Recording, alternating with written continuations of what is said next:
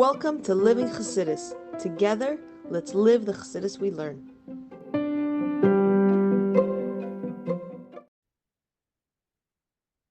Okay, good morning, everybody, and welcome to Chassidus in the Morning. 15 minutes to change our lives. We have to finish Parshas Bo Sicha today. We're not going to finish all Sicha, unfortunately. I don't think so, at least, but it's been Gag Shmach, and it keeps on getting better and better. So let's jump right in. So we're talking about the difference between the Ches and the Hey, Bittul, Matzah, and Chametz. And like we said, that the Chametz and the Matzah, they both have an opening at the bottom. An opening at the bottom is like it says, what's the line? The Pesach Chatas Rivets. To the opening, the sin crouches, meaning the sin's always ready to pounce and to get you to do it, even in the opening. And so I looked it up, that it doesn't really quote it from anywhere. I looked it up and I found it that I think it's in the Medrash, that it's that like even at the time of death, you're about to go, the sin's always ready to come pounce on you. So we all have this. So whether you're a ches, or whether you're a hey, they both have that opening at the bottom. But the difference is the hey has a little opening on the side, and that's sort of the way out. That's tshuva. Like we said, when you have the bittul, when you come from a place of I'm essentially good, I have an nefesh kiss, and if there's action not working well, that's just bad action. It doesn't mean that I'm a bad person. Now, of course, we can be not good people, but we have to understand there's a deeper part of us. And if we can tap into that deeper part of us, we say to ourselves, I'm not the sum total of my actions. I'm not a good person if I do good things. I'm not a bad person if I do bad things. I'm just a person that's doing good things, a person that's doing bad things. I'm above that. I have an nefesh kiss. And this is also very much connected with Basi Lagani. And the Dibbat Achtenim is this realization, connection that I have I have a deep connection. And when we tap into that, when we look at that, we say to ourselves, I'm good. And once you're good, and once you realize, hey, I'm above all these things, just because I did something bad yesterday doesn't mean I'm a bad person. Then we can jump. And then when it comes to doing tshuva from the mistakes, it's easy. We can do tshuva. We can admit to our problems. Hey, I have a problem. I'm going to fix it. And it's very easy. And that's a very healthy way of living life. But that only works when you have that bittul. When you don't have the bittul, when you have the yeshus, so then you justify everything. And everything has a good reason why you did it. And really the other person's at fault. And just a quick story. I think I told this in the beginning, and I'll say it again. That one time I was speaking to someone, and I had a guy, and I had a suggestion, a shidduch suggestion for him. I knew him a little bit. I didn't know him that well, and the girl I knew a little, didn't know that well. But I thought like it's something to look into. Not that I'm giving my haskama on it, but like, hey, look into this maybe. So the first question he asked me, and this guy, I looked at him. When I understood, I'd spoken to him before, I'd arranged with him before, and he told me once he did learn my mom. And I'm not going to say this is the rule, but this is just a crazy example that I experienced. So I said to him this idea, and she asked me, the first question he asked me, he goes, how does she look? So I was very taken aback by the question. I was like, how does she look? Really? Like, that's what you want to know? Like, that's all that it means to you, getting married, is marrying someone that looks good. So I said to him, so I started to like have a ring about it with him, and he gave me this like attitude. And he was very unhappy. And he's like, so basically, you say she doesn't look good. I said, first of all, looks is not it's not, for one person thinks it looks good and another person thinks it doesn't look good. You can't, like, just because, like, my opinion doesn't mean anything. Second of all, like, out of all things that's important to you, that's what you want to know. And, the way I sort of try to explain to people, to Bachrim, probably more of an issue, is that out of all the important things, that's on the last of importance. Meaning, even if, and this is in regards to the Bachrim and the girls' version of this, I'm sure there is, but even if the looks aren't the most what you expect, so keep on going out. And when the last thing, and the reason why you're not getting engaged because the looks is a problem, meaning chemistry is there, on paper it all makes sense, and you have a good time together, it's just something that bothers you so much that you don't feel comfortable. And when you're going to go down the street, when you get married with this person, you're going to feel uncomfortable. So then there's something to discuss. That's a valid discussion. But to come before you try all these other things and try to see if everything else matches up, to come and say this, it doesn't make sense. That's what I try to explain to him. So he's like, listen, I dated before and I had all these things. You don't understand me. And he goes, yeah, so this is my thing. This is my Yitzhar. Okay, so I'm a grubber person. And I was like, shocked. So listen, I'm not saying I'm not a tzaddik. I'm also a grubber person. But I don't walk around saying, I don't care. I'm just going to be this grub person. I want to work on it. I want to be a better person. And it was very shocking to me. And I was like taken aback with this whole situation. And it was whatever. It was a very sad situation. But this comes, as we will learn, from the chametz, from the yeshus. And also I want to add that it's easy to find in someone else the issues like we're talking about. When it comes to ourselves, we can't see it. I don't have these issues. Why? Because we also have it. We don't see it. But if I look a little more deeply, I'd find my own example of this. Okay, with that little foraying, let's stop. Test. Noisaf al kach shemishum gaivase mechapes hu al kol tzad sheloi. In addition to the fact that because of a person's gaiva, they find all the reasons and excuses why they act the way they act. Hooray, Yisraelis are even more than this.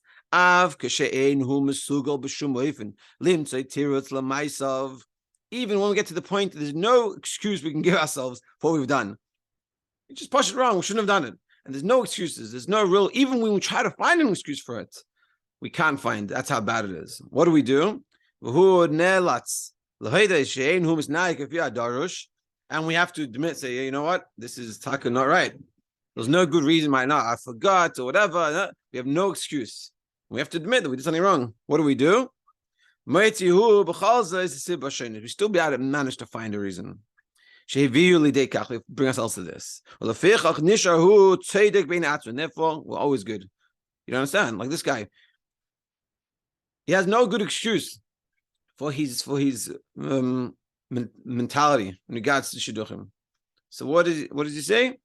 He always finds a way to justify it. I wasn't always from. Do you understand who I dated before? Like, understand?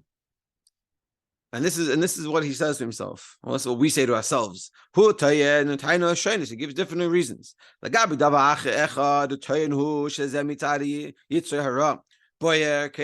this guy told me, my Yitzhar is so strong.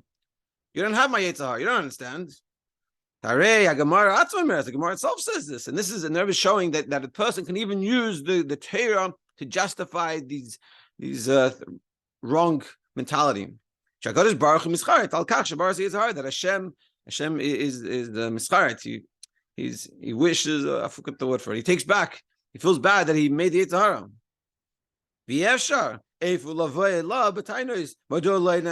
So he says, what do you want from me?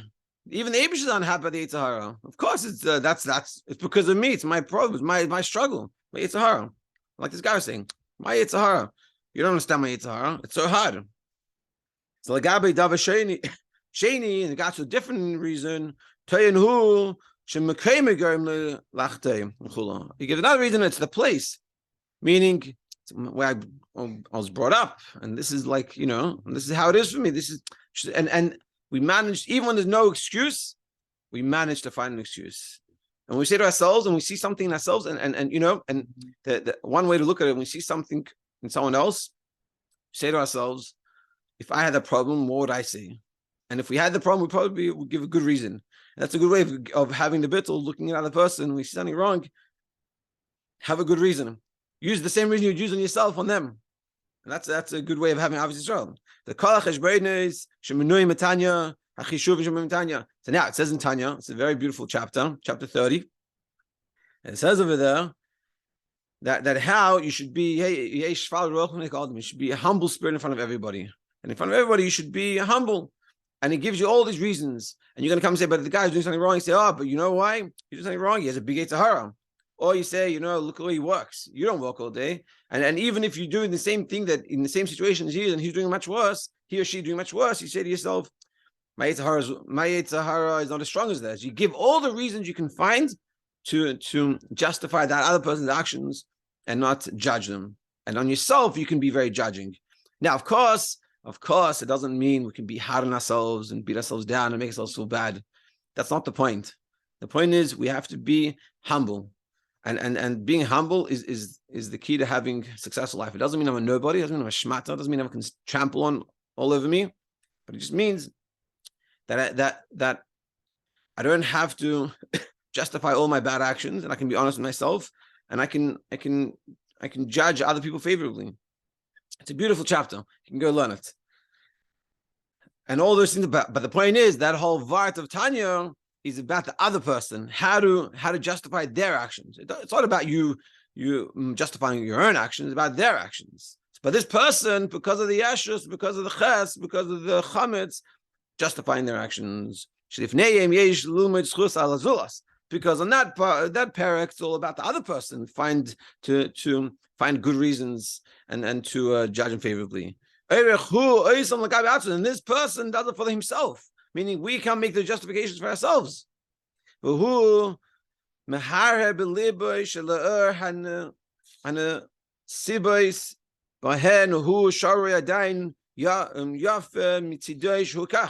And therefore, a person thinks in his heart that in light of all these issues that are coming, and then where I live and my problems and my Yetzer Hara, so I'm fine, I'm good.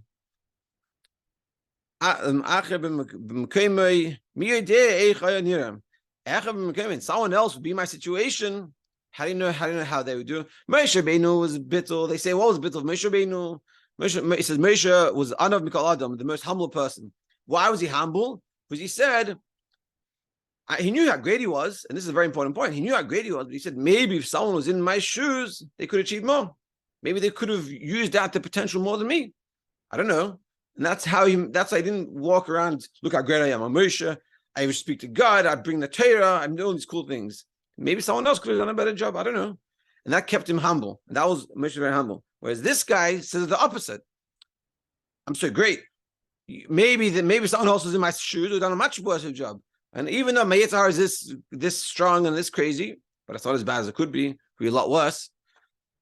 But yes, I can even more than this. She's not good to Eina Tov. V'gam Eina Loi Siba Liz Kaif. Even when a person realizes he knows that what he's doing is wrong, and he's not acting the way he should be, and he really should subjugate it, and he has no good reason why he's still doing it. I'll call on all faults. Love covers over. Our love covers over our faults, and it's hard to see the honest truth. Hadiyuk shebemusak pishayim. What does it mean? Pishayim, elu hamerdim. The people that rebel. I'll call pishayim all rebelliousness. The love covers over. Ein loy kol tir. You have no real excuse. Hu yedeyash hu merid. We know that the merid, the person that's rebelling, knows that they're rebelling. Nevertheless, the chas ava, the love covers it over. The dumb thing to do. I shouldn't be doing this, but we do it anyway. Levata is chashivus adavar, and we nullify the importance of the thing. Af b'tayna sheker, even with false excuses. Eina yachel b'shum oifen mechas. There's no real excuse you can give. So we still cover it over. And therefore, with the self-love, that's what happens. And unfortunately, we can't finish it off. But I think this is such a powerful message, such a powerful farang we have to have ourselves. And there's a lot of we could farang this for forever. This is a life-changing stuff. And essentially, what we're saying is we have to realize. First, we have to realize that we're good. That's the first farang. We have to realize that we're good, and we're not good because of what I do. I'm essentially good because I have an nefesh l'kis. Hashem implanted within me a soul, and neshama to be tahir, and it's pure. I have a pure soul, and the only thing I need to do is tap into that pure soul. And that's what I need to work on, tapping into the pure soul. That's the first point. Once we're able to tap into that, that helps us with the bittul, with the chametz, with the matzah. We don't have to expand ourselves, and therefore the beauty of it is we can do the right things, and when there's a mistake, we can fix the mistake, and we don't have to get into all these issues. And when we do something wrong, it doesn't get stretched out. someone that has a good bittul, especially let's say in a relationship, in a marriage. So you get into an argument, you argue about something. Someone with yeshus, they keep on arguing. Someone with bittul says, "Hey, I hear you. You know what? Let me think about this. I didn't realize I was doing that. I didn't mean to do that. How can I fix this?" That's a little opening of the hay. You can jump out and do tshuva. And it's very easy to do tshuva. And tshuva is the best thing. And holding grudges is the worst. And trying to go and move past it is the best thing. And when you have yeshus, when you have the ches, so you constantly have this struggle. And everyone's bothering me. And people don't understand me. They don't understand my struggles. I have a much more struggle than you. And that person, who do you think he is? It's like people, when you tell them something, like we learned in the beginning, it says that if a guy tells, I saw this in chassan classes, that if it says in the Gemara, I can't remember exactly the lashon, he says, if someone tells someone else that you have a splinter, a little piece of wood between your eyes, he goes, I have a little blue in your eyes, you have a beam between your eyes. And this is the yeshus. We can't receive. We just have to reflect. Push. Why? And the reason is because if you have the yeshus, you're not good. You say to yourself, essentially, I'm not good. I'm only as good as my actions are. So this person is calling on my actions. It means he's saying I'm not good. I'm not a good person anymore. So I have to justify it. Whereas when you have the bittul is I'm connected with Hashem. I did something wrong. Yeah, it's not good. I got to fix that. But I'm connected to Hashem. And we always go back to, hey, I'm connected to Hashem.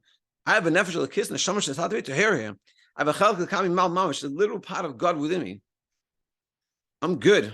And this is we should forayim about this, and we should try to internalize. And for Shabbos, it's a good opportunity to talk to people about this. And this is ultimately Basar Lagani, because Basar Lagani's whole vart is that we have to make it that we are der shvim, us, with all our faults and all our mistakes and all our unworthiness that we think we are the ones meant to bring Mashiach.